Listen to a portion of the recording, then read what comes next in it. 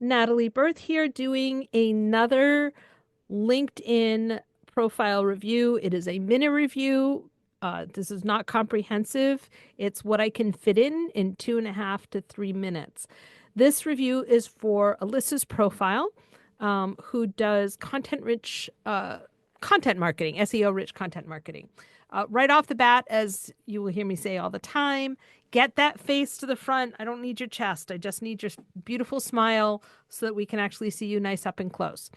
What I would really like to see, there were a couple things. First of all, she can list underneath if she has a website for her business. We've got the dreaded gray box here. Uh, that can be listed here. That's actually something that everybody gets to do. Plus, she actually has the premium, so she'll be able to do something with that. The uh, the banner should reflect her branding. This should not be exclusively her brand, logo, right? That can go up above her name. But what it can do is something that is SEO for thought leadership, making your words count, making your words memorable. I don't know. I would have to kind of flesh that out with her a little bit. But I would like to see that. And then those colors, that theme, however it's being done, being reflected both under services and in the featured section. I don't care about her experience. I don't care about the license certification. I want to know how to reach her. I want to see a portfolio. I want the information that if I'm going to hire her, don't make me go and look for it, right? So the advantage to get having a business, if she's got business, there's career and business for Premier, is that when you go under show services, it'll show your media in a carousel form. So that also gives an opportunity to say, this is my philosophy. Here are the products and services that I offer. Here's my pricing. Here's my ideal client, right? Along those lines.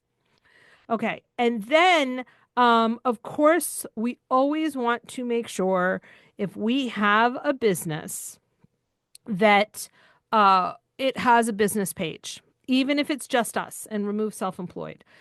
Even if it's just us, what you want to do is you'll put founder or owner up here instead. Get that business page so you can list that. You can also further down. This is good. She's got some projects listed.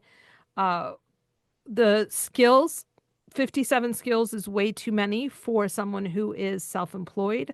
What we want instead is to pull up those skills in a much more general things. 57 skills overwhelms the people who are looking for you. I have 20 skills and I've got a super diverse, actually 19, super diverse background. So we want to try to just make it as easy as possible for people to engage with our profiles and to want to buy from us.